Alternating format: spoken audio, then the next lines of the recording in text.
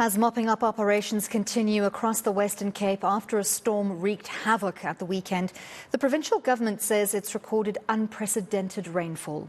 Large parts of the Western Cape, including farms, suffered severe damage as widespread flooding, landslides and rockfalls forced the closure of several major roads leading into Cape Town.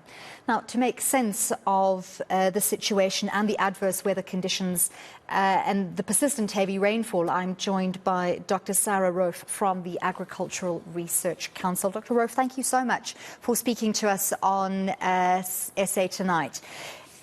I want to start with the sheer amount of water that we saw. So 714 millimetres of rainfall in a period of 2 days, roughly, for the city of Cape Town.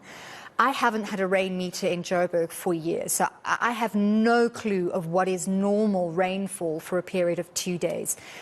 What is 714 millimetres like? So 714 millimetres it's high in the context of a 2-day rainfall event. But in the context of a cut-off low, it is not necessarily unprecedented.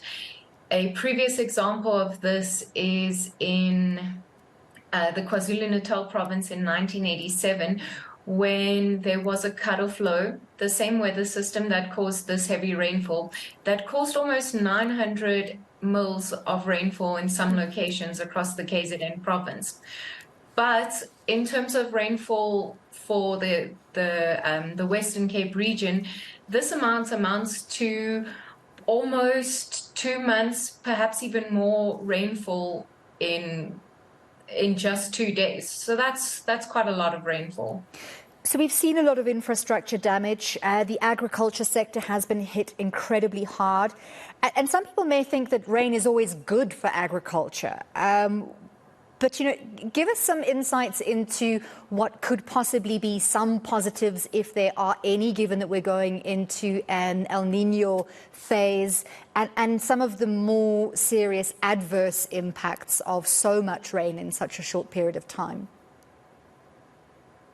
Okay, so considering that we're going into an El Nino event, and the El Nino event has been established, and essentially, we are in an El Nino phase.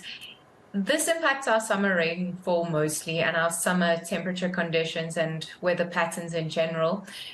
But considering the impacts of an El Nino event, the results can be excessive or very widespread and intense drought. And a previous example of this was in 2015 and the 2016 summer years, where conditions were very dry and drought was quite severe. In terms of considering positive impacts of this event, especially seen as though summer rainfall regions might perhaps see drier than normal conditions in this upcoming summer, it's hard to think of some positive impacts of this event. Perhaps, our ability to store the water. Is there some way that we can store this water? And in the long run, this might lead to positive impacts. But at a whole, it has been a devastating event, and a lot of damage and destruction has been caused. So it's really quite challenging to see positive impacts from this event.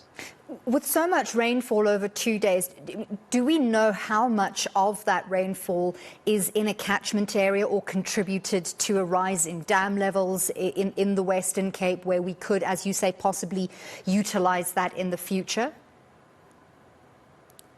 So, I don't have the data on hand, and it's really reliant on us having the data on hand and looking at how much rainfall fell in the catchment regions, and particularly in the dam regions.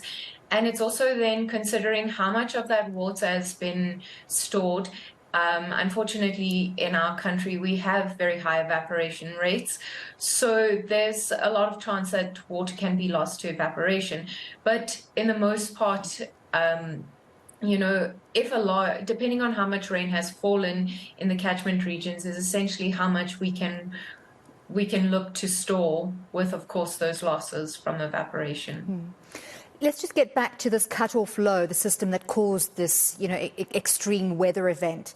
In the context of climate change, I know it's very difficult to talk about singular weather events in relation to climate change because those changes are so broad and over such a long period of time that isolating, single events really becomes quite difficult. But are we likely to see more and more of these types of cut-off lows or pressure systems that cause these extreme weather events? So I expected this question, actually. The big question is, to what extent climate change has driven this event and this extreme rainfall, particularly. So in a warming planet, the oceans are warming, the temperatures are warmer, and there is more potential for evaporation and more potential for moisture in the atmosphere. What this translates to is more moisture for weather systems, more moisture, more rainfall. So in a South African context, sure, more extreme rainfall events are projected in many regions of the country. In terms of cut-off lows, these are one of the weather systems that are perhaps associated with flooding most frequently associated with flooding, that is. And in a climate change context, the frequency and the actual intensity of cut-off flow systems are changing. At the very least, there is an expected increase in extreme rainfall events across many regions of the country. And that's particularly extreme flooding events. But on the other hand, there is also, the projections also indicate that there will be more extremes in general, so more drought events as well. So it's not necessarily the way in which the system is changing in terms of the mean conditions, but it's more so the way in which the climate system's variability patterns are changing. To what extent are the variability signals widening, and there's more chance of extreme flood events as well as extreme drought events. So for sure, yes, projections do indicate that. Of course, there's more to go into in that, but that is definitely the picture. So the clear message coming through: more extreme weather events, ranging to the extremes of the spectrum as well. Thank you so much for your insights into what created this extreme high rainfall and the impact in the Western Cape. That was Dr. Sarah Roffe from the Agricultural Research Council.